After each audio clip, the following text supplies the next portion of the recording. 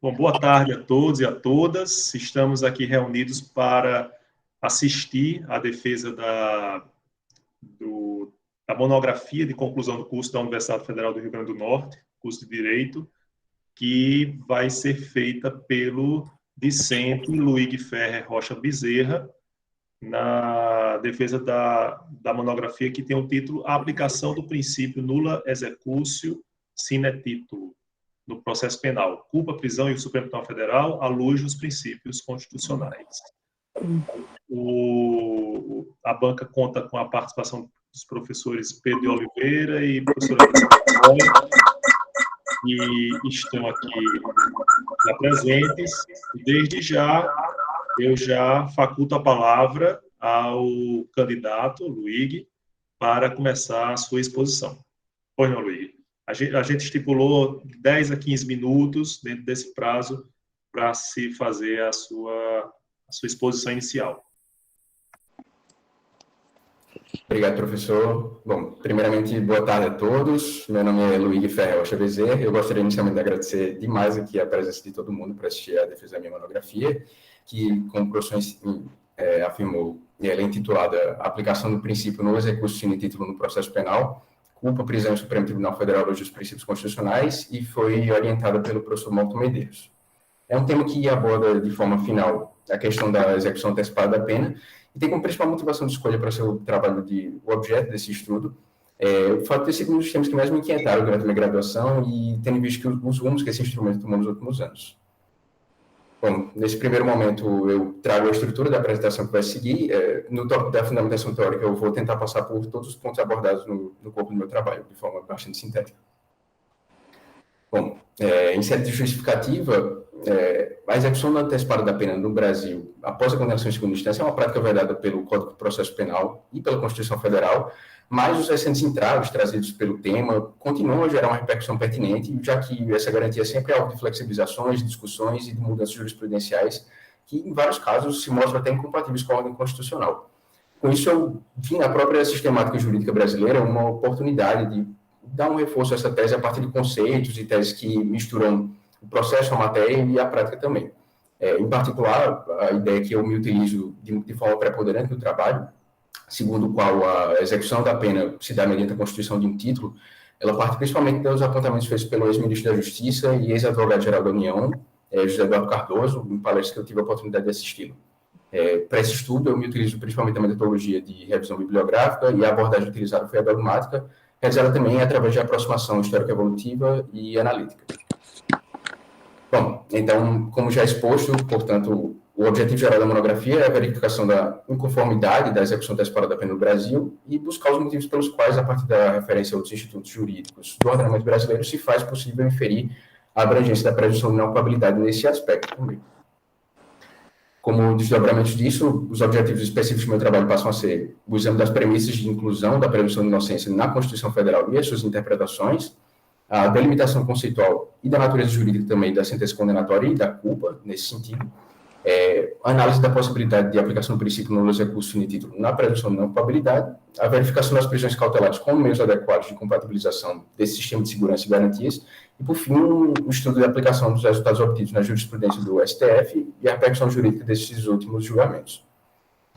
Bom, iniciando o trabalho de forma propriamente dita, primeiramente me empenho em destacar que o princípio da dignidade da pessoa humana, mesmo diante de debates sobre a densidade normativa, ele foi elevado à condição de fundamento da República e se transborda em uma série de outros princípios que são espalhados pelo texto constitucional. Uma das mais importantes manifestações disso, acredito, se verificar no processo penal, principalmente através do princípio da presunção de inocência, que, enquanto direito fundamental de primeira geração, também entende funcionar como um verdadeiro termômetro do Estado Democrático de Direito. Essa forma de garantia ela só foi inserida no texto constitucional brasileiro a partir da Constituição de 88, já que antes disso não passava apenas de mera construção jurisprudencial e doutrinária, baseada principalmente no plano internacional.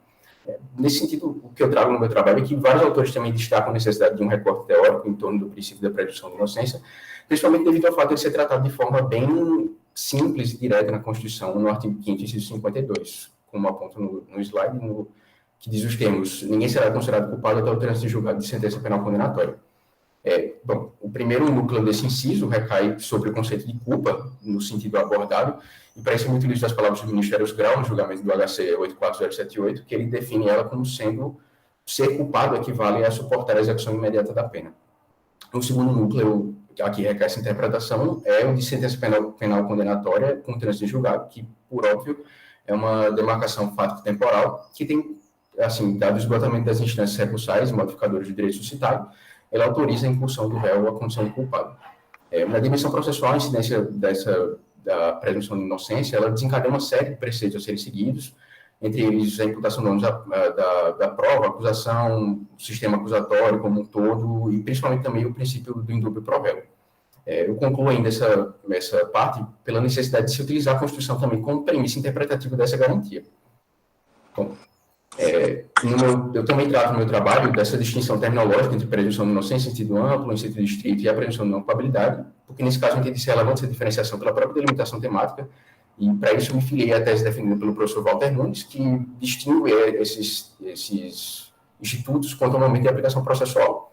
E, portanto, dada a natureza do meu trabalho, eu me utilizei principalmente da nomenclatura de presunção de não culpabilidade, que é a que norteia o processo de juízo.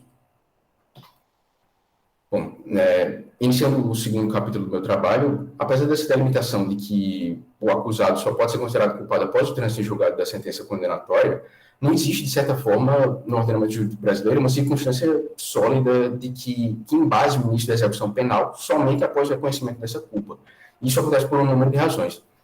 Primeiramente, o inciso 52, ele não menciona expressamente essa medida securatória, e, além disso, também a jurisprudência do STF demonstra essa fragilidade da tese, já que vive em constantes mudanças e viradas no entendimento da Corte. Eu entendo que há um fomento a essa estabilidade pelos termos em que ela existe. E foi dessa inquietação que surgiu a necessidade pela busca de uma simbolização de um princípio aplicável que possa justamente sumarizar essa ideia enquanto autorizativa mesmo da execução penal a partir da presunção de não culpabilidade, a qual autoriza justamente a decretação da culpa.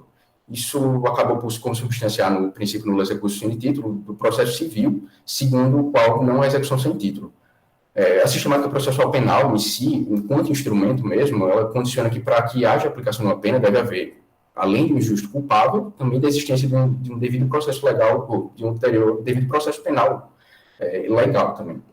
E, portanto, o processo é o único caminho para a obtenção da culpa, conforme previsto no artigo 52. No trabalho, em relação a isso, eu faço várias ressalvas à aplicação do conceito civilista na seara penal, mas com isso e com amparo na doutrina também tem de ser prudente marcar que a culpa é, em sua natureza mesmo, um título executivo judicial de natureza penal.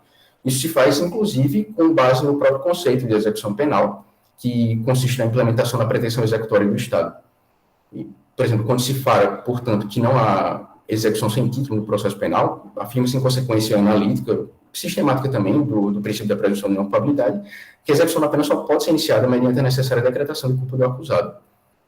Isso, por sua vez, se dá justamente com o trânsito de julgado da sentença penal condenatória. Bom, portanto, alinhando esses dispositivos constitucionais e infraconstitucionais à aplicação do princípio nulo executus no processo penal, eu chego a uma conclusão no meu trabalho da impossibilidade da pena ser antecipadamente executada. Isso, a princípio, um dos pilares que fundamentava essas decisões e as súmulas editadas anteriormente pela possibilidade da execução da pena após a condenação em segunda instância era que os recursos extraordinários e especiais, que podiam ser ajuizados a partir daquele ponto, não possuíam um efeito suspensivo propriamente dito, e, portanto, eles não tinham condão de interromper essa execução. Mas eu também proponho, no meu trabalho, a distinção do efeito suspensivo no processo penal e no processo civil, principalmente porque, mesmo que não se discuta mais fatos, a não culpabilidade ela não se exaure quando no fim dessa análise fática, já que ainda existem circunstâncias jurídicas que causam absolvição ou nulidade, por exemplo. Bom, no terceiro capítulo do meu trabalho, foi verificada a necessidade de um meio de conformação entre a liberdade constitucional e também os preceitos tanto da segurança pública quanto da própria salvaguarda do rigor da lei penal. Isso faz porque, assim, eu entendo que mesmo com a presunção de não culpabilidade, o sistema jurídico brasileiro não pode ser engessado, nem muito menos desatento a essas demandas de ordem pública e da própria aplicação da pena também, principalmente frente às situações mais urgentes demandadas pelo próprio processo penal, para a apuração da conduta, para a proteção da coletividade contra a reiteração delituosa, por exemplo. Eu faço na pesquisa diversas considerações acerca da definição conceitual e material mesmo das diversas medidas cautelares elencadas pelo Código de Processo Penal, mas que de forma mais geral, ela se centra na figura da prisão preventiva, já que ela implica uma maior ponderação frente à presunção de não culpabilidade. Considerando, portanto, as medidas cautelares, eu acredito existir também uma questão muito importante, que é que dá para perceber que a culpa em sentido estrito, que ela é obtida com a condenação criminal transitada em julgado, ela só é razão para a prisão quando você já se encontra na fase de execução.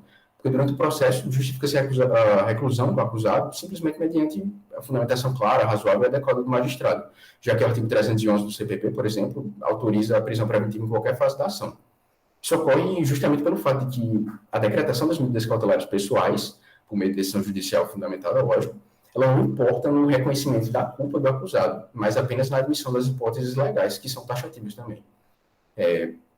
Apesar disso, eu trago ao trabalho também as críticas de parte da doutrina acerca dos limites que se impõem às prisões preventivas, principalmente a chamada garantia da ordem pública, que ocasionalmente não seja abuso de prerrogativas na persecução penal.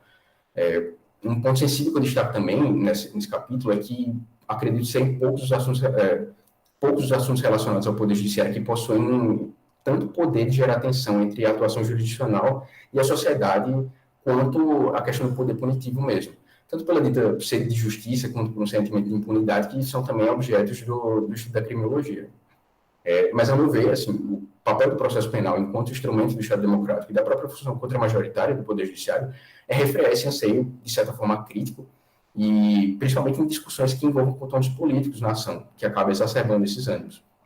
A questão é que, a despeito dessa legitimidade, da preocupação da efetividade da prestação jurisdicional e da possibilidade, lógico, de ocorrência de prescrição dos casos mais complexos, eu acredito ser inadequada essa tentativa de solucionar essa questão através da execução antecipada da pena, já que cumpre, ao meu ver, e ao ver da doutrina também, ao próprio Estado, tanto a preservação da duração razoável do processo, quanto a tutela dos direitos fundamentais de primeira geração.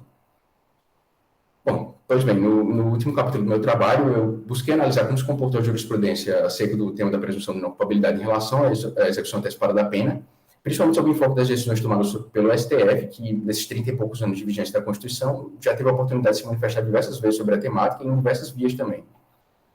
O que eu verifiquei é que, de maneira geral, os entendimentos firmados ano após ano, eles nunca foram feitos de forma pacífica, seja pelas estreitíssimas margens de votação, seja também pelo próprio conteúdo das decisões emanadas pelo STF.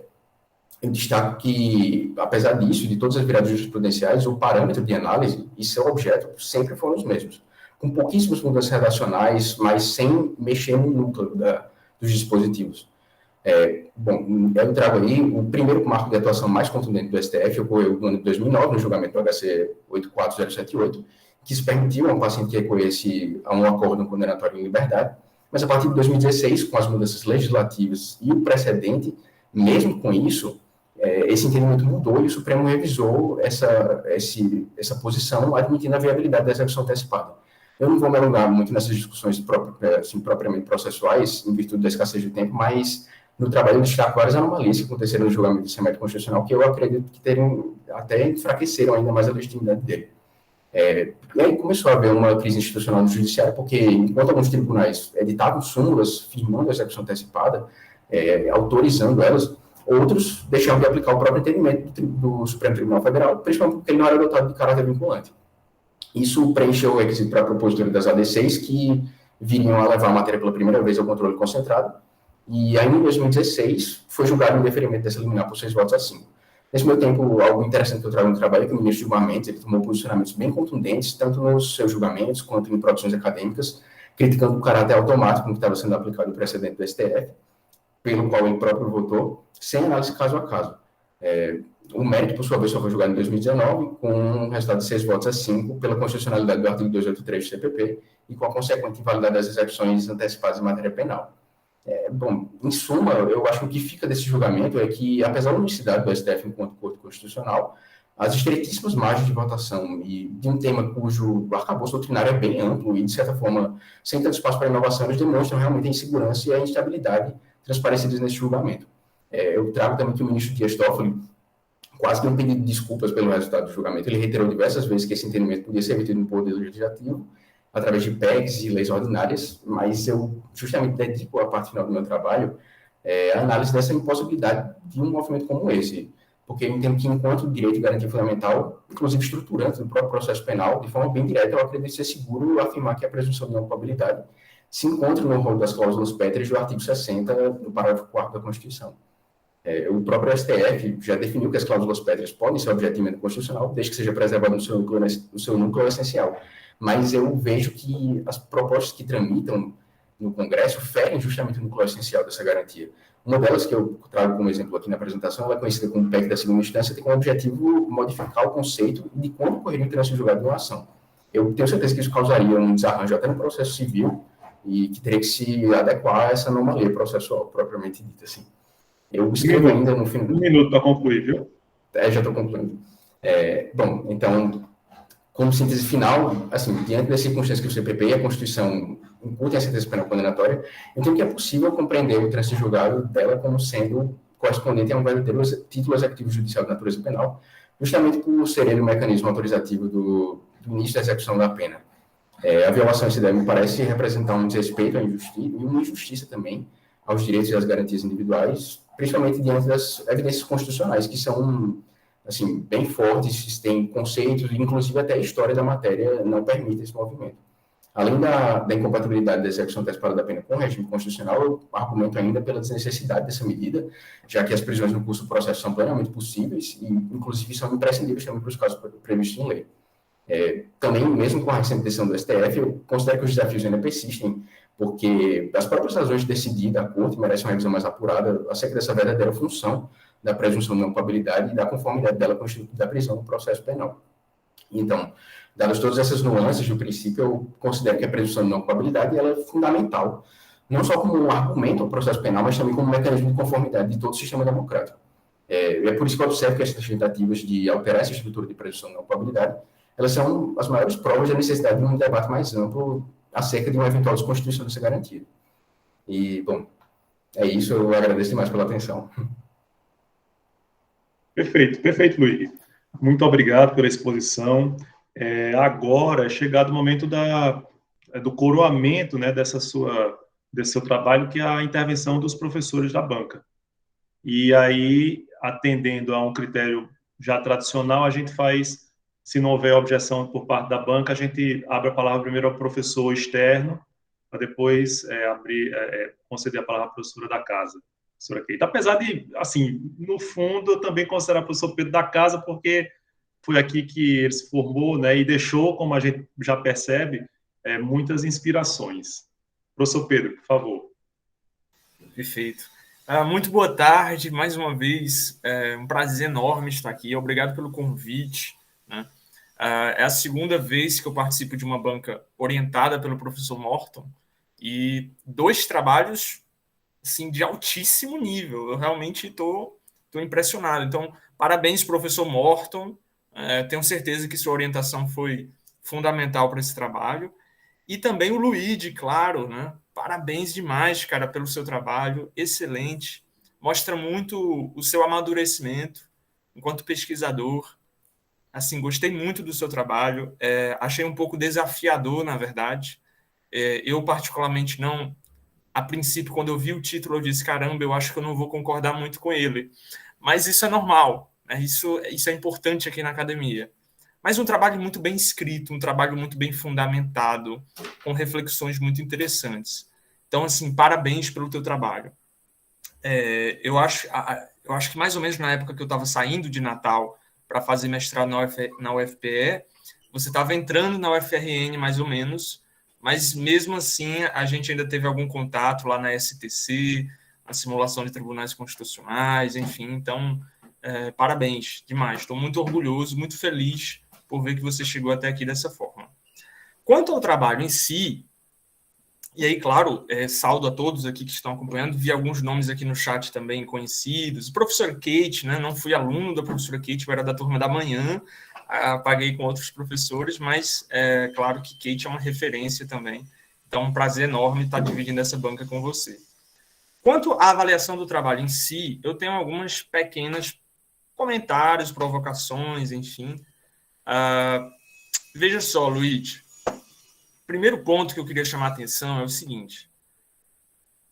Veja, existem algumas questões formais que, na verdade, seu trabalho é quase que perfeito, pouquíssimos ajustes, certo? Na verdade, recomendações que você pode pensar depois, certo? Não necessariamente concordar. Mas veja, por exemplo, o uso do negrito para destacar o título da obra, dos delitos e das penas. Algumas bibliotecas, alguma galera não gosta muito que faça isso. Então, por exemplo, enfim, questões menores, né? Ou até quando você enuncia pela primeira vez a obra dos delitos e das penas, você coloca entre parênteses 1999, que foi a obra que você teve acesso, mas ficou parecendo no seu texto que era um texto recente, o que não é verdade. Então, assim, pequenas coisas, né, em termos de formatação, em termos de qualidade da redação, que pode melhorar ainda antes do depósito final. Na página 14, você faz a problematização da sua pesquisa, na introdução, e esse é um dos momentos mais importantes de qualquer pesquisador. É você ser transparente em relação a qual o seu problema de pesquisa. Você apresenta alguns questionamentos, só que, na verdade, é uma série de questionamentos. Você faz 1, 2, 3, 4, 5 perguntas na sequência, né? Enfim, você apresenta muitas questões e eu lembro muito sempre da fala de um professor de processo civil aqui de Recife, Leonardo da Cunha. Ele sempre diz, se você está perguntando, apresentando as questões na introdução, você tem que responder todas elas. Então, perguntou, tem que responder. Não é aquela escrita retórica que às vezes a gente faz, né, quando está escrevendo um livro, querendo trazer o cara para refletir sobre essas questões. Não. Aqui é pesquisa, então você apresenta, talvez, eu acho que talvez você poderia afunilar um pouco essa apresentação das perguntas, mas isso é algo que você pode refletir antes do depósito, certo? Só questões assim mais introdutórias mesmo. Gostei muito da forma como você estruturou sua pesquisa.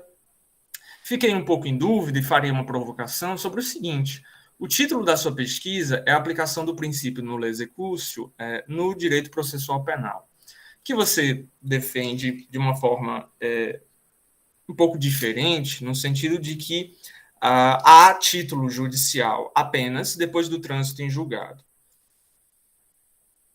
Só que um dos seus capítulos é sobre medidas cautelares, onde não há ainda esse título judicial. E aí eu fiquei me perguntando, poxa, será que isso não estaria fora do seu objeto de pesquisa? Ou seja, se não é o caso da aplicação do princípio nulo executio sine titulo, então por que tratar das medidas cautelares? Tipo, você acaba fazendo uma volta maior. Tem relação? Tem relação. Mas não é exatamente a abrangência, o campo de incidência desse princípio. Aí eu fiquei com essa impressão. Mas eu queria te ouvir também sobre isso. No texto em si, da sua argumentação, na página 13, também na introdução, você fala a expressão absolutismo monárquico de 1824. Se você quiser realmente manter essa expressão, eu acho que mereceria uma nota de rodapé, porque ela não é uma expressão pacífica, né? Porque, apesar de, poder moderador, não sei o quê, mas veja, durante, principalmente o final do primeiro reinado, nós tivemos as primeiras experiências no nosso parlamento de, por exemplo, investigação criminal contra os ministros do Império, o que mostra justamente que a gente não estava exatamente no absolutismo, né? Ali por volta de 1829, temos dados muito interessantes de o parlamento se rebelando contra os ministros do Império. Então, assim, não é exatamente, me parece, um absolutismo monárquico, né? Embora eu tenha entendido o que você quis dizer, mas se você quiser manter a expressão, acho que mereceria um esclarecimento nesse sentido. Quando se fala principalmente das medidas cautelares, eu acho que é muito importante que fiquem bem traçados os princípios básicos das medidas cautelares. Tem uma expressão que você usa, e eu vou usar as suas palavras. Você fala na página 48, o elemento central das medidas cautelares pessoais é a prisão preventiva. Eu não concordo, ipsiliteris, com esse fragmento. Na verdade, prisão preventiva é a última ratio das medidas cautelares. Pode até, talvez, você mudar as palavras, querer falar que talvez seja um assunto de maior importância, por conta justamente dessa violação à liberdade, tudo bem. Mas elemento central das medidas cautelares, não sei. Eu acho que eu não estou de acordo com essa expressão. Então, talvez um reparo na própria redação mesmo. E aí, quando se fala dos princípios básicos das medidas cautelares, eu senti, talvez, uma necessidade de maior enfrentamento sobre as questões de, olha, como é que a gente avalia os elementos concretos, essa questão da necessidade e adequação das medidas? Porque será que é cobrado do juízo e do Ministério Público, por exemplo, um ônus argumentativo comparativo, no sentido de demonstrar que não existe outra medida eficaz que não seja uma prisão preventiva, por exemplo? Isso talvez esteja no seu trabalho, mas eu acho que mereceria um maior destaque nesse sentido.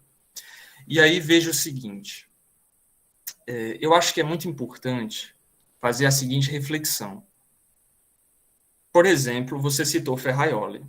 Ferraioli, no seu garantismo penal, que não é aquela utopia garantista, como você destacou, existem alguns raciocínios que a gente pode fazer a partir dos axiomas de Ferraioli.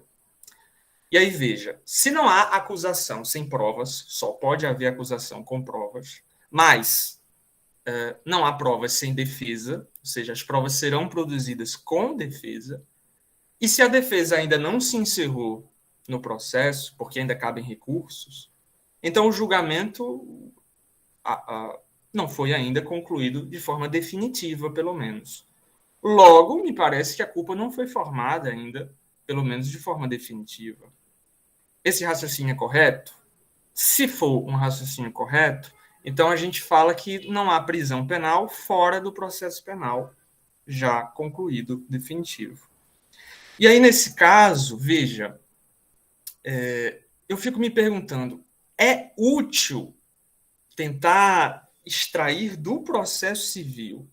Qual a utilidade? Será que realmente é útil dizer, existe um princípio nulo execúcio que a gente pode usar aqui? Traz mais benefícios ou talvez vai trazer mais confusões na aplicação do direito? Porque existe toda uma dogmática sobre o princípio nulo execúcio lá no processo civil.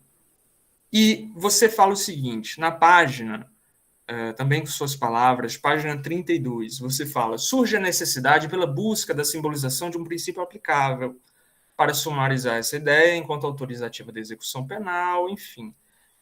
E eu tenho a impressão, e queria ouvir você, essa é uma das primeiras provocações, o princípio da necessidade no processo penal, ele já não seria suficiente para justificar? Porque, veja, uma coisa é prisão como pena, uma coisa é isso. E aí, depois do trânsito em julgado, ok. Mas no caso das medidas cautelares, não se trata de pena, se trata de outros objetivos em face de uma necessidade que foi vista pelo legislador e assim foi colocada. E aí não basta reserva legal, não basta estar na lei, precisa ser necessária também ao nosso sistema. E aí verificar que hipóteses são essas. Né? Eu preciso, então, do princípio da nula execúcio para dizer isso, havendo já uma doutrina sobre o princípio da necessidade, ou há realmente uma diferença? E aí você diz, não, Pedro, eu concordo com sua observação, mas eu realmente entendo que é necessário, é importante, ele traz algo mais. E aí eu queria ouvir por quê. Né? Por que exatamente essa defesa do nulo execúcio? Até porque nós temos doutrinadores diversos, e eu também acabo sendo influenciado por eles, Geraldo Prado, Aurélio Lopes Júnior, no sentido de, não é que seja uma aversão ao processo civil, mas termos muito cuidados com a importação de alguns conceitos, de alguns requisitos lá do processo civil, que você reflete muito bem. Né? Você faz uma distinção, são paralelos, não se tocam, enfim, você distingue muito bem, mas fiquei pensando, poxa, será que a gente precisa mesmo trazer o nulo execúcio para cá? E aí, nesse sentido, inclusive Aurélio Lopes Júnior, né, palavras dele, o princípio da necessidade é o que demarca a ruptura do processo penal com o processo civil. Já que você citou a obra de Aurélio Lopes Júnior, poderia ter identificado também essas fundamentações.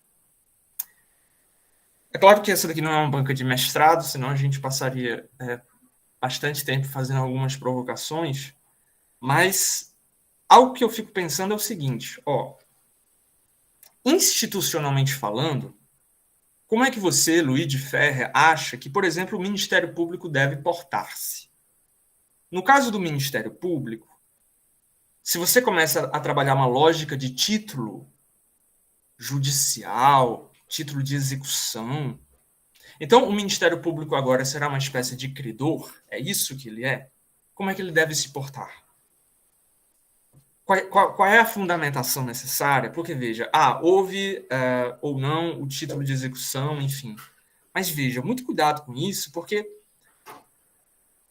falando, por exemplo, das medidas cautelares, e aí ele precisa primeiro, se for realmente o caso de medida cautelar, observar medidas diversas da prisão, para só então ver se é o caso, enfim, da prisão provisória.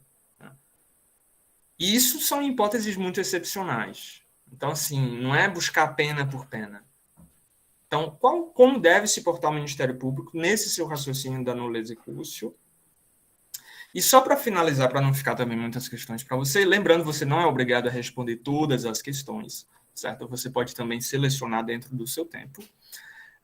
Mas só para caminharmos para uma finalização, algo que também me chama muita atenção no seu trabalho é justamente a ideia de que seria possível, até fiz algumas anotações sobre isso, aliás, na página 38, você escreve o seguinte: em que pese a necessária observação da distinção, a autonomia violada na seara criminal não é a patrimonial.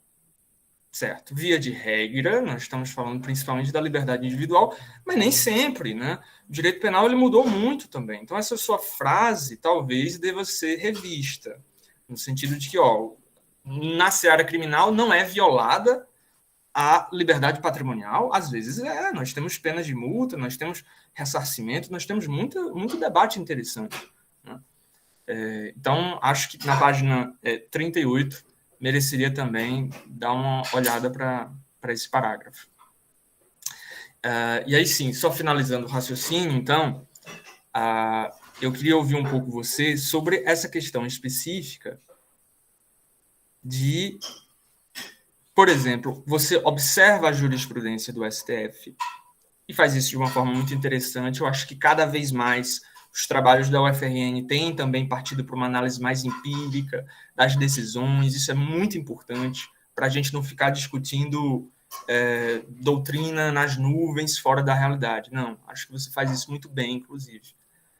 Mas, então, diante de tudo isso, eu queria entender, assim, de uma forma mais direcionada, digamos assim, como é que você, Luigi Ferrer, pesquisador, já praticamente bacharel em Direito na UFRN, como é que você entende, por exemplo, a questão de termos uma teoria específica para pensarmos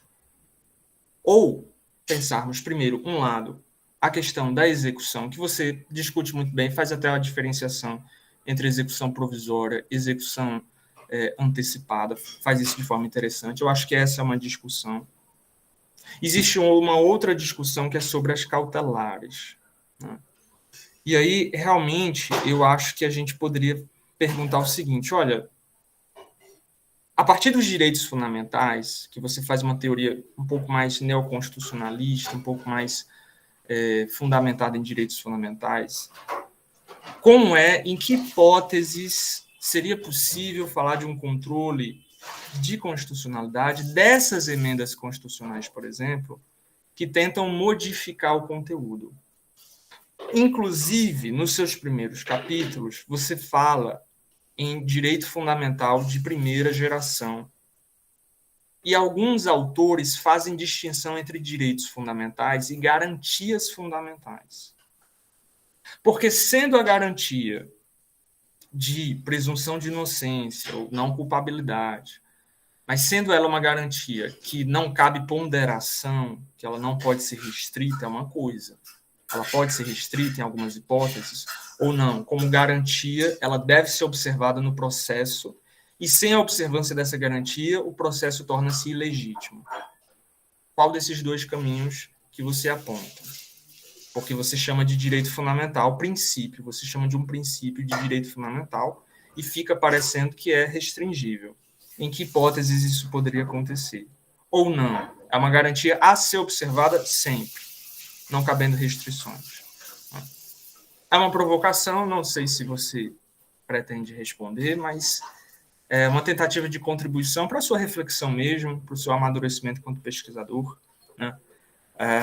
Eu lembrei agora, só para finalizar, de uma pergunta que fizeram certa vez a Walter Nunes, né? Paguei com Walter Nunes, processo penal, e ele faz essa distinção que eu até concordo, não tenho nada contra, entre presunção de inocência e não culpabilidade.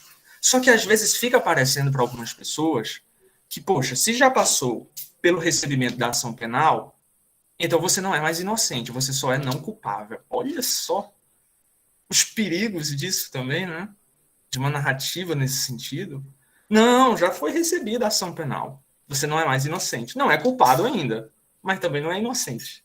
É não culpável. Olha só. Não sei se você queria comentar algo sobre essa distinção, que você se filia, né? Você aceita essa distinção. Talvez ela tenha um efeito didático, de tentarmos lembrar que existem restrições graduais, talvez no curso do processo penal, mas ao mesmo tempo ela pode encobrir alguns perigos, alguns riscos autoritários também, certo? Com isso, pessoal, eu já finalizo minha arguição, é uma arguição de TCC, a gente faz uma arguição um pouco mais rápida, mas são muitas questões e eu queria muito ouvir você sobre elas, tá certo? E mais uma vez, muito obrigado pelo convite, parabéns, fazendo jus ao grupo da STC, sem dúvida nenhuma. Muito obrigado, professora Kate, professor Morton, e fico agora escutando vocês para aprender um pouco também. Professor Pedro, muito obrigado pela sua intervenção. E agora a Luíg vai ter a oportunidade de, pelo menos, escolher aí, dentro de 5 minutos, tentar ilustrar um pouco atender um pouco essa curiosidade, né? As curiosidades acadêmicas do professor Pedro. Oi, não, Luíg. Obrigado, professor Morton. Muito obrigado, professor Pedro. Sempre com questionamentos bem instigantes, muito interessantes. Com certeza contribuem demais para o trabalho, para a pesquisa. Eu anotei aqui os questionamentos, eu vou tentar responder alguns deles. A questão que você mencionou do controle de constitucionalidade das emendas constitucionais é algo que eu pensei muito, inclusive em me acrescentar no trabalho, porque existe a medida de controle de constitucionalidade ainda durante o processo legislativo, né, da medida de segurança pelo devido processo legal, devido processo legislativo legal, né? Só que essa é uma questão também que me suscita um pouco de inquietação, já que aparentemente existe uma falta de vontade legislativa nesse ponto, já que existe um trâmite de uma emenda constitucional que pode, está em vias de ser aprovado ou não, mas que aparentemente não há vontade de ser discutido isso em sede de controle de constitucionalidade, para discutir a validade material dessa emenda constitucional. Eu também anotei e achei muito pertinente a questão que você levantou do poder monárquico, a época de 1824. Inclusive, eu tentei, durante o trabalho, quando houvesse alguma possível polêmica quanto à utilização do termo, tentei fazer uma nota de rodapé. Nesse caso, é o que eu anotei realmente para acrescentar, acho muito válido, sobre a questão do capítulo e de toda a indagação sobre as prisões cautelares. Realmente, eu achei muito válido o que você trouxe da prisão preventiva não ser o centro das medidas cautelares pessoais, já que essa última ratio, eu acho que realmente, no que eu me expressei, foi de que ela seria realmente, assim, de certa forma, não é que seja a mais usada, até justamente ela é a última ratio, mas que ela implica essa ponderação frente à presunção de não culpabilidade ou de inocência, e, inclusive, sobre esse termo também, é muito interessante porque o professor Walter Nunes, inclusive, já que é a tese que eu utilizei, ele separa entre presunção de não culpabilidade, presunção de inocência em sentido estrito e a presunção de inocência em sentido amplo. De certa forma, havendo essa divisão no curso do processo, eu imagino que a presunção de inocência em sentido amplo, ela permeia todo o processo, né? Desde antes do recebimento da denúncia até depois, implicando também na parte terminológica do acusado, enquanto inocente ou enquanto não culpado. Então, imagino que, como você mencionou, para fins didáticos e de estudo processual mesmo, já que eu usei o princípio de não culpabilidade, eu imagino que para a nomenclatura de como o réu se portaria naquela ação, seria em função do princípio da presunção de inocência em sentido amplo. Sobre esse capítulo também das medidas cautelares que você suscitou, justamente, eu acredito que meu objetivo nesse capítulo era diferenciar de forma, assim, embasada, a diferença entre a prisão-pena e a prisão-execução, como você levantou, já que, de certa forma, eu defendo no meu trabalho que não há a necessidade de ser decretada uma execução antecipada, se há o Instituto das Prisões Cautelares que podem, nos casos que forem necessários, que forem adequados à aplicação daquelas medidas, elas podem ser usadas a qualquer momento. Portanto, eu faço esse destaque justamente para tentar chegar a essa conclusão. Realmente, acredito que foi um caminho mais longo de se chegar a essa conclusão, dedicando um capítulo inteiro, mas, de fato, é algo que eu entendo muito o questionamento. Também sobre a questão que eu falei da ponderação do processo penal enquanto tutela da liberdade exclusiva, sem contar patrimonial, também é algo que você falou que me chamou bastante atenção, até porque a própria professora Keita, a gente estudou direito penal econômico também, que eu acredito que, de certa forma, influencia bastante nesse aspecto, e algo também que eu entendo ser bastante cabível para ser acrescentado também no futuro trabalho. De toda forma, muito obrigado pelas considerações, são sempre muito válidas, muito pertinentes. Eu fico muito feliz de você ter lido o trabalho e feito essas ponderações. Professor Pedro, está satisfeito com as respostas, com as... Bastante satisfeito, bastante satisfeito. Ok, muito obrigado. Agora eu passo a palavra para a professora Kate, né, para fazer agora a sua participação nessa banca.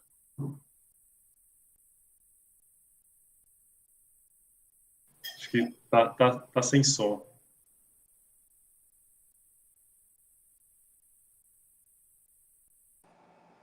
Agora estão me ouvindo? Sim, está ótimo. Então, mais uma vez, boa tarde a todos os que aqui estão assistindo à defesa de Luíde. Obrigada ao professor Morton e a Luíde pelo convite. Satisfação, professor Pedro, escutá-lo, muito pertinente as observações, sugestões, críticas. E gostaria de saudar aqui aos alunos, né, que eu acho que aluno é como... E aí já aqui me defendendo, né? Eu fico muito incomodada quando dizem assim, ex-desembargador, ex-ministro. Não tem. Tem desembargador aposentado, professor aposentado. Então, eu acho que não tem ex-aluno. Né? São alunos sem vínculos ativos na Universidade Federal. Aí pode ser. Então, queria saudar aqui aos meus alunos. Alguns eu já sei que estão... como se diz lá em Mossoró, em ás de acabar o vínculo. Então, boa tarde a todos. Eu estou vendo aqui João Gomes, que não é João Gomes, na verdade é João Marcelo Gomes. Já vi Laí, já vi Mariana, o Matheus e aqueles que eu não vi, desculpe, mas o meu abraço caloroso aí da mesma forma. E para quem não foi meu aluno, como o professor Pedro, que a gente tem a oportunidade de se encontrar em outros vínculos aí. Certo? Então, boa tarde a todos e estou com saudade de vocês aí, alunos, e também de Morton e de Pedro. Pois bem,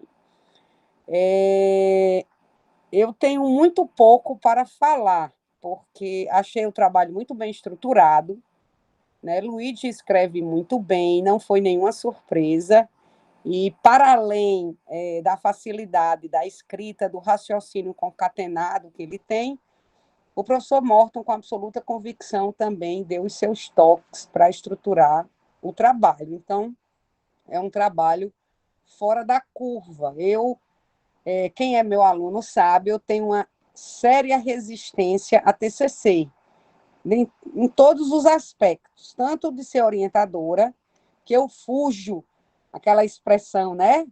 Como fogem da cruz, é verdade, eu fujo. E eu também fujo para participar de bancas porque eu fico constrangida. Existe um paternalismo reconhecidamente da minha parte. né? Eu tenho pena. Aí eu fico arrasada. É um dilema danado. Eu ando escapando, graças a Deus, mas não é o seu caso, viu, Luiz? Vez ou outra eu leio uns trabalhos, eu faço, minha Nossa Senhora, fazer com que eu tenha uma reunião nesse dia e nessa hora para eu justificar a minha ausência. Porque, assim, eu fico arrasada. Agora, vou aproveitar a oportunidade com a seleta plateia e que também com a seleta possibilidade de Morton mudar essa realidade. Eu acho que existe, a gente tem que fazer uma autocrítica, alunos e professores. Por exemplo, não é o caso de Morton, porque, a despeito dele ser professor de propedêuticas, ele é um promotor de justiça. E ele tem a vivência do processo penal. Mas não entra na minha cabeça, por exemplo, eu aceitar ser orientadora de direito do trabalho, de direito do consumidor. Gente, por mais que eu seja juíza, eu sei um pouquinho de direito do consumidor, mas, assim, é muito pouquinho. Talvez aqueles autores de demandas predatórias nos juizados, eles saibam muito mais do que eu. Então, assim, eu acho que o professor também tem que ter essa autocrítica. E na universidade a gente não vê pertinência temática nas orientações. Como a gente sabe que os alunos também, eles pouco se importam com pertinência temática. Muitas vezes eles querem camaradagem. Não é? Então, assim, eu acho que a autocrítica tem que ser para o aluno e para o professor. Era muito importante que a nossa coordenação fizesse algo primeiro, de convencimento, antes da proibição. Mas, se é preciso for, meio que proibir a homologação sem pertinência temática. Eu não tenho condições de orientar ninguém de direito do trabalho. Eu não tenho condições de orientar em direito empresarial. Eu não tenho. Então, assim, eu não posso contribuir. Pois bem, feita isso é um desabafo, tá certo? O que me deixa, isso me afasta do TCC, porque eu me sinto mal. A gente cria um vínculo afetivo com o aluno. Existem muitas vezes vínculos afetivos com professores orientadores que foram meus professores. E aí eu não vou, sou muito sincera, não vou chutar portas. Eu não vou chegar numa banca e dizer, eu opino pela sua reprovação. Eu acho que houve toda uma quebra, uma ausência de regulação prévia, não é? Como assim, a força da água numa barragem já está muito forte, esse dique que só sou eu não vou conseguir segurar isso aí, e deixar passar me faz triste, e isso tem me afastado. Eu sei que eu poderia contribuir com os trabalhos de conclusão, mas, diante do sistema posto, eu preferi me ausentar. Mas, Luiz, não é o seu caso. O seu trabalho está excelente, tá certo? E as críticas que virão agora é o meu papel, né, como examinador e como uma forma de colaborar com o seu trabalho.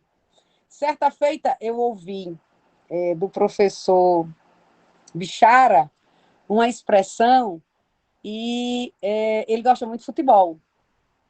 E eu não me lembro qual foi a posição de jogador que ele disse, mas ele falou, eu esperava que você fosse atacante e, na verdade, no final, você foi isso. Então, assim, com todo o respeito, eu achei o seu trabalho parte, e aí o professor Pedro falou no final, parte de uma infeliz escolha na nomenclatura presunção de não culpabilidade. Você tinha tudo para ser o grande atacante, porque é um defensor, tá certo, de direitos ou garantias, independentemente da natureza jurídica. Eu acho que é um direito à presunção de inocência, mas também tem essa sua faceta de garantia, muito arduamente conquistado pela humanidade. E linguagem é poder. Se há a expressão presunção de inocência, que ele começa, né, a presunção de inocência ser, a gente só pode dizer que ela começou a existir de verdade na concepção que nós estudamos com a Declaração Universal dos Direitos Humanos. Artigo 11. Todo ser humano acusado de um ato delituoso tem o direito de ser presumido inocente. Pacto de São José da Costa Rica. toda pessoa acusada de delito tem direito a que se presuma sua inocência. Pacto Internacional sobre os Direitos Civis e Políticos. Qualquer pessoa acusada de um delito tem direito a que se presuma a sua inocência, até que se prove a sua culpa. Pois bem, eu não sei, eu imagino que o professor Walter Nunes, com toda a sua capacidade, competência, articulação de raciocínio, convenceu Luigi em relação à tese dele. Porém, uma coisa que me preocupou é que você se fundou para desenvolver, aspas, o princípio da não culpabilidade. Você traz para o leitor como se fosse algo muito singelo, simples, quando não o é. E pior, traz autores como o professor Maurício Zanoide de Moraes, que você muito invocou as lições do professor Maurício, quando no livro dele, que você cita, na página 217, 218 e 219, ele faz uma análise histórica da Constituição de 1988, o porquê modificaram a redação, e mais, em páginas pretéritas, ele explica que essa expressão é muito característica da escola técnico-jurídica, que quem foi meu aluno deve se lembrar, que é a escola fascista italiana do final do século XIX, início do século XX. Então, essa expressão, Luigi, foi de uma infelicidade sem fim, porque todo o seu marco teórico é um marco libertário, é um marco convencional e constitucional. Então, ficou, para mim, parecido Hidra de Hércules, aquele monstro de duas cabeças. Você tem seu marco teórico absolutamente fundado num processo como forma, garantia e como limite. No entanto, por razões que nós da UFRN sabemos, o professor Walter Nunes é respeitadíssimo, é uma pessoa que tem um poder de convencimento ímpar, o convenceu, talvez, vamos dizer assim, eu não diria da certeza, eu não gosto de expressões tão certas, mas da possibilidade, da verossimilhança ou da adequabilidade de usar essa expressão que remete a períodos não tão consentâneos com o marco teórico por você escolhido. E aí eu estou dizendo isso porque eu sei que o alcance, o sentido e as implicações por você defendidas quanto a, aspas, o princípio da não culpabilidade, não se coaduna com essa infeliz expressão. Então, assim, essa é a minha sugestão, que você não é para mudar, se for o seu convencimento, por óbvio, você deve defendê-lo, mas que, ao menos, você tenha a capacidade, você tem, de situar o seu leitor da polêmica quanto ao assunto, e eu vou além. Eu vou falar daqui a pouco sobre teoria geral do processo ou importação de conceitos de processo civil ao processo penal. Esses dias eu li um texto do professor Afrânio Silva criticando uma posição de Aury Lopes. Aí ele dizia, o professor Aury Lopes dizia que era inapropriado se falar em teoria geral do processo para o processo penal, ou uma teoria geral do processo aplicável ao processo civil, ao processo penal e ao processo do trabalho, o professor Auri Lopes criticava, né? Como critica em suas obras. Aí o professor Afrânio fez um texto respondendo a essa afirmação, aí ele diz assim, que ele contou na estante dele 40 e poucos livros sobre o assunto. Aí eu estou rindo aqui, porque na minha estante, especificamente sobre o tema, eu só contei 5 livros, não 41. Mas todos os 5 usaram a expressão presunção de inocência. Então, assim, é muito comum o aluno dizer a doutrina já decidiu ou já definiu, mas que doutrina? Porque a da minha casa são 5 livros só, mas a minha doutrina só usa a expressão presunção de inocência, porque é uma doutrina que não é calcada na escola técnico-jurídica fascista do direito italiano ou do sistema italiano. Então, a minha doutrina é uma doutrina fundada, tá certo, na escola clássica, em Carrara, lá atrás, e pula para o finalzinho da primeira metade do século XX. Essa é a minha doutrina. Eu tenho que respeitar outras doutrinas, mas eu não posso tratar com a singeleza que o seu trabalho fez ao escolher o princípio da não culpabilidade. E aí eu sugiro que você leia, e para aqueles que estão me ouvindo, eu não vou deixar de perder a oportunidade, a emenda, emenda não, o destaque dado lá no Constituinte, foi um deputado, deixa eu ver se foi José Inácio Ferreira, deputado. Ele muda o texto original era a presunção de inocência, e em sua explicação, olha a explicação que ele diz. Ele justifica a alteração de forma curta e singela. Justifica a escolha de presunção de não culpabilidade porque ele entende que é uma forma de caracterizar mais tecnicamente a presunção de inocência. Então, não preciso dizer mais nada, eu acho que a justificativa para o destaque já disse tudo. E eu concordo muito com o professor Pedro. Não tem meia culpa, toda culpa, ou meia inocência, ou total inocência. Nós trabalhamos com regra de tratamento e estándares probatórios ou cognitivos próprios de um processo como forma e garantia para aplicação. Não é do direito de punir, é do poder. Eu não posso falar em direito de punir, é impróprio. Então, existe um potestas, é um poder de punir. E esse poder, aí, aqui já é outra situação, ele é algo que deve ser, para mim, não justificado. Então, são opções políticas, ponto.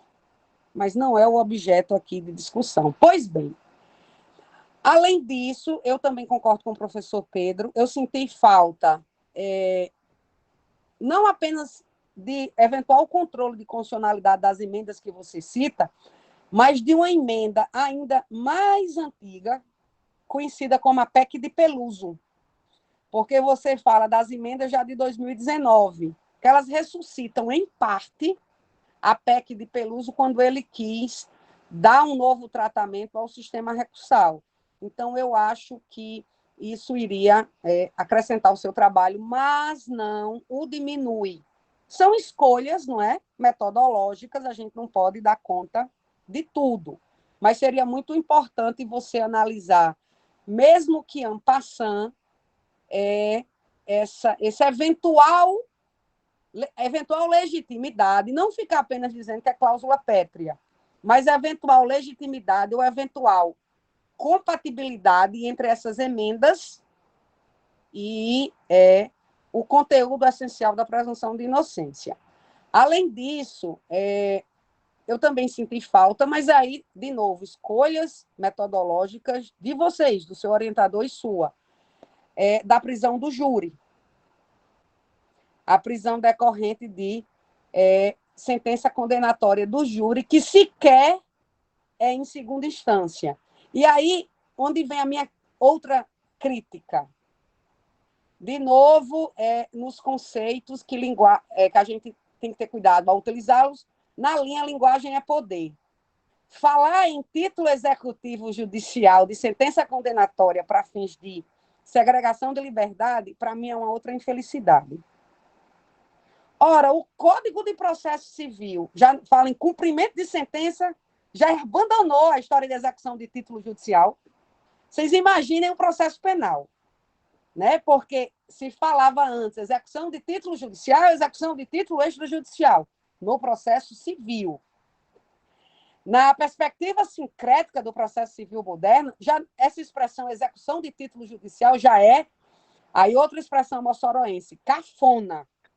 Você imagine no processo penal, eu continuar com, eu tenho um título executivo judicial.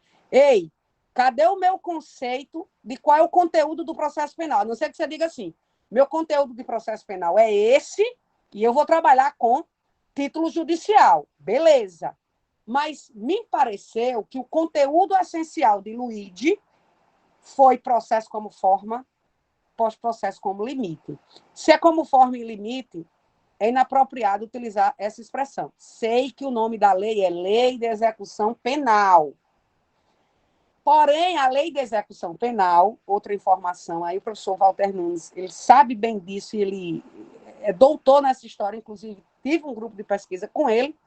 A nossa Lei de Execução Penal é outro caso a ser estudado, porque ela é baseada na escola penal chamada Nova Defesa Social, onde se entende pena como remédio a doentes. Então, assim, não posso justificar usar a expressão título executivo, porque a nomenclatura da norma é execução penal. Eu acho que é preciso haver a necessária resistência da academia, locus próprio. Então, aqui é o local de crítica, não somente uma crítica esvaziada, mas crítica construtiva, no sentido de alcançar aquilo, as promessas ainda não cumpridas lá da escola clássica do final do século XVIII. E, por fim, então, eu sugiro, se possível, o enfrentamento ao controle de constitucionalidade das PECs, inclusive da PEC Peluso, se ela não tivesse sido arquivada, eu acho que não foi. Eu sugiro um melhor esclarecimento para o seu leitor da sua escolha quanto à nomenclatura do princípio e mais, quanto ao seu conteúdo essencial, que, para mim, há uma certa divergência, tá certo, em meia culpa, meia inocência, quando recebe a denúncia. Então, isso não ficou claro, tá certo? E, para mim, não fica claro diante da nomenclatura escolhida. Começa a baldear a partir daí. Sugiro, se possível, 2, 3 parágrafos, que são a nota de rodapé, sobre a perplexidade, né, dada pela lei lá do projeto anticrime. O pacote anticrime permite isso, da possibilidade de prisão automática após o julgamento do tribunal do júri. E você, já que você está na linha de analisar as decisões do Supremo, o case é interessantíssimo diante das decisões do Tribunal de Justiça do Rio Grande do Sul e das decisões monocráticas do ministro Fux. Para finalizar, eu sugiro a você e a vocês, alunos, que sempre que forem se referir às expressões latinas, não utilizem a expressão jus com J, porque o J é uma letra que não fazia parte do alfabeto latino. Nó. Então, é ius puniendi, que, na verdade, para mim e para muitos doutrinadores, o ius é um termo impróprio, porque não é um direito de punir, e sim um potestas, é um poder. Mas, acaso, para qualquer ius que vocês forem usar, é ius com i e não com j, porque se a expressão é latina, o j ele surge já no final da Idade Média no nosso alfabeto. Então, eram essas as minhas sugestões e críticas, e, mais uma vez, parabenizar Luigi pelo excelente trabalho e parabenizar o professor Mota. Muito obrigado, professora Kate. Atendendo às nossas expectativas, né, os dois membros da banca nos brindaram com verdadeiras aulas, né? Agora o Luigi pode enfrentar aí as provocações da professora Kate para depois eu fazer um desfecho, né, desse momento inicial. Muito obrigado, professora Kate. Eu também queria fazer aqui que acho que não foi à toa também que eu escolhi vocês como membros da banca também, porque eu sabia que podiam contribuir muito com o trabalho e, de fato, é o que acontece. Professora Kate, em relação à questão da presunção de não culpabilidade e a presunção de inocência, inclusive, eu procurei, talvez não tenha ficado tão claro no trabalho, mas eu procurei, inclusive, ter esse cuidado quanto à escola técnico-jurídica, porque eu até destaco uma parte do segundo capítulo, no caso, que é quando ele trata do princípio, para fazer a distinção quanto à nomenclatura em relação à história, já que ele foi usado pela escola técnico-jurídica como uma forma expressa de não tentar falar a palavra inocência, né? Eles arranjaram um jeito de tentar não usar essa expressão de forma a tornar o processo coerente com a época dos regimes fascistas.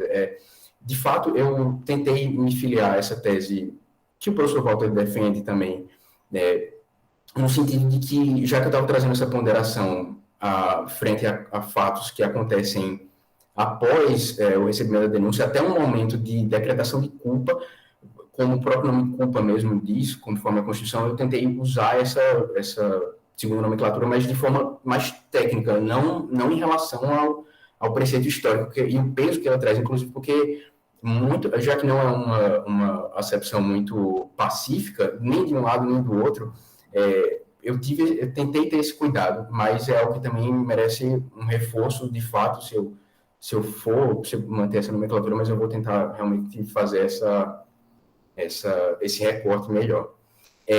Sobre a PEC do Peluso, como a senhora mencionou, eu também, nas minhas pesquisas, eu vi bastante coisa sobre ela.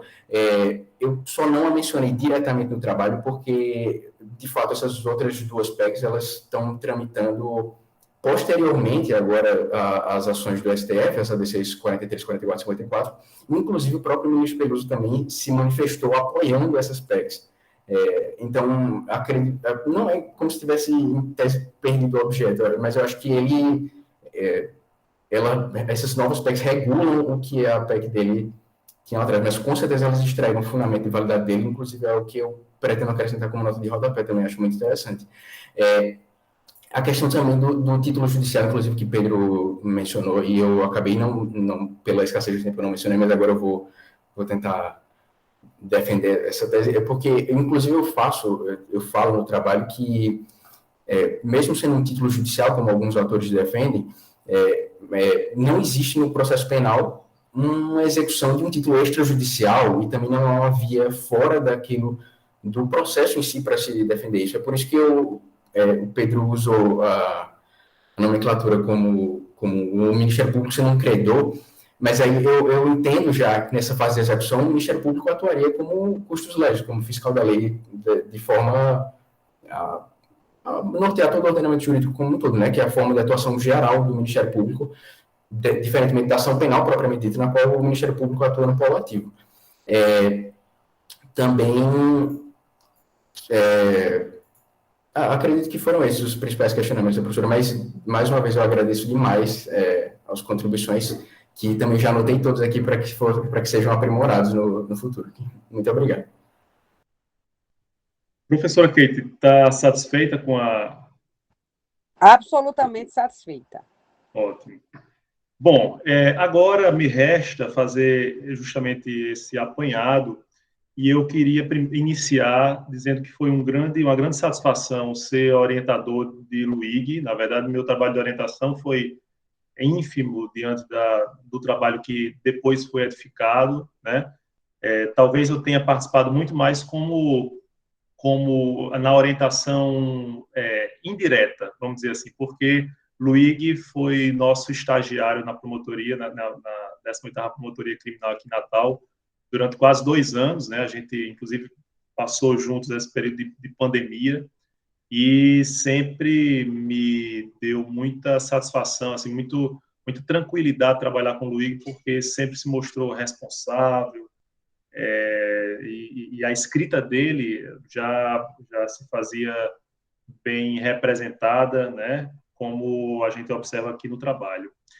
E, em segundo lugar, dizer da minha satisfação de reencontrá-los, né, professores Pedro e professora Kate, porque professor Pedro a gente já teve oportunidade anteriormente de participar numa banca e já conhecia a sua fama, né, o seu destaque, não apenas nos projetos da universidade, mas já fazendo a sua projeção na nossa terra vizinha aqui, quase vizinha, mas irmanadas no coração, que é Pernambuco.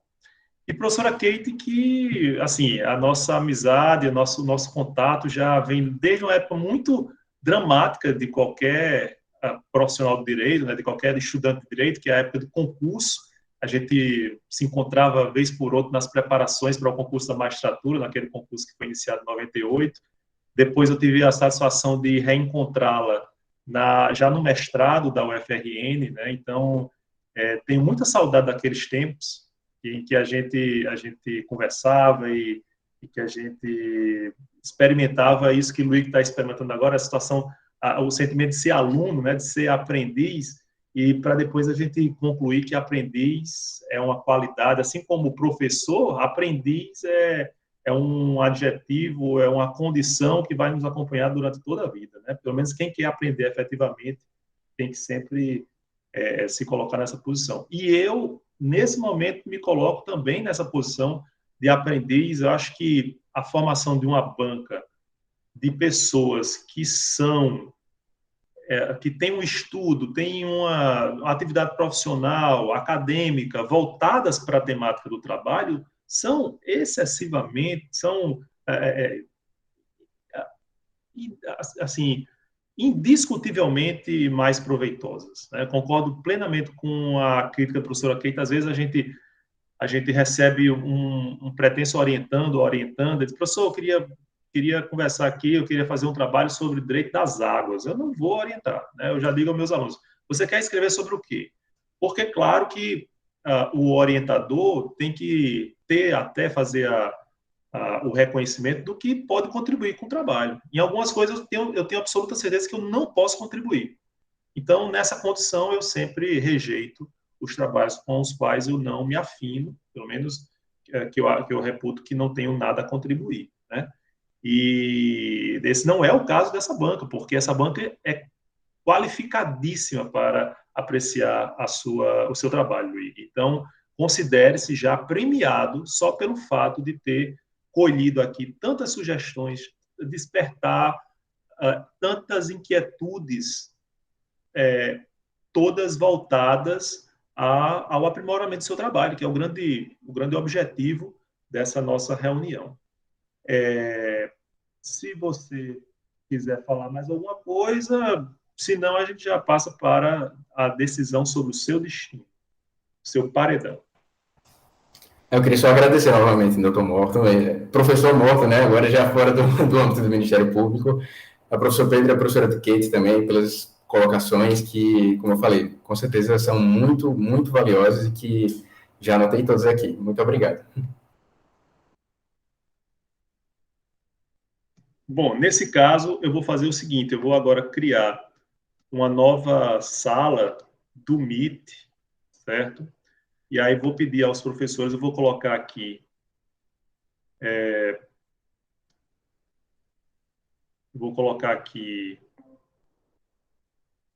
o link.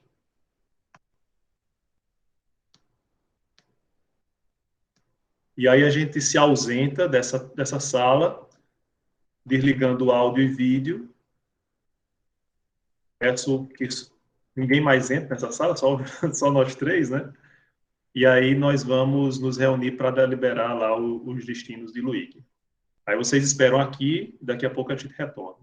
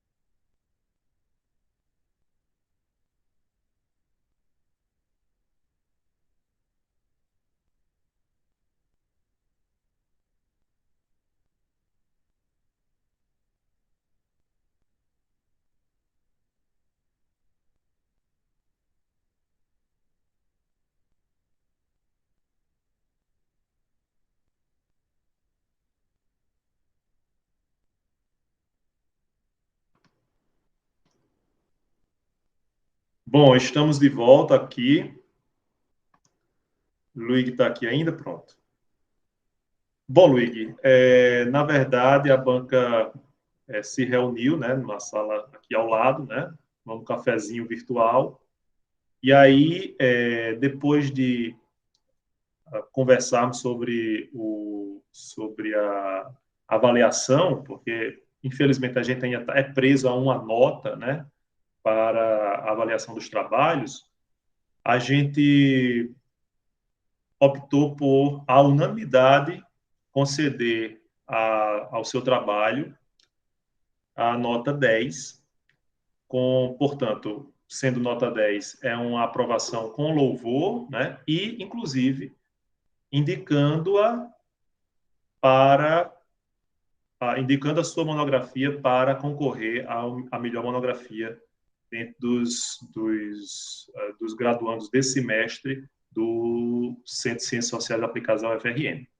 Parabéns, e a gente espera que, em breve, esse esforço acadêmico esteja concentrado agora em outros passos, em outras direções, mas sempre com a mesma competência e firmeza como você demonstrou aqui na sua graduação. Muito obrigado. Muito bom encerrar esse ciclo dessa forma com pessoas tão queridas na banca e acho que realmente isso fecha assim com chave de ouro. Eu agradeço demais mesmo. Muito obrigado. Parabéns, Luigi. Parabéns. E se você quiser tirar uma foto para registrar esse momento, também é o Vamos momento. nos ajeitar. Parabéns, trabalho excelente, muito bem escrito mesmo.